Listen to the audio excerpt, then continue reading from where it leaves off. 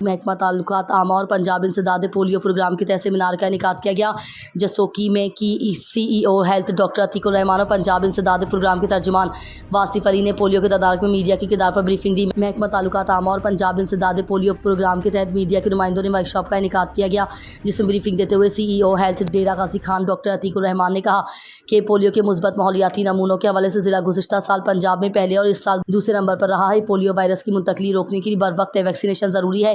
قومی پولیو مہم 26 مئی سے شروع ہونے والی جاری ہے، جس میں ضلع میں موجود 5 سال سے کم عمر کے ہر بچے کو پولیو کی حفاظتی ویکسین پلانا ہوگی۔ انہوں نے کہا کہ ٹرائی بارڈر ایریا کی وجہ سے حساس ڈویژن ہے، بلوچستان، سندھ اور خیبر پختونخوا سے ہائی رسک پاپولیشن کی نقل و حرکت جاری رہتی ہے۔ پنجاب انسداد پولیو پروگرام کے ترجمان واصف علی نے کہا کہ پولیو ترغیبی مہم کے لیے میڈیا اہم کردار ادا کر سکتا ہے۔ پولیو کے قطرے پلانے مہم کامیاب بنانے کے لیے حوالے سے میڈیا کا کردار بہت اہم ہے۔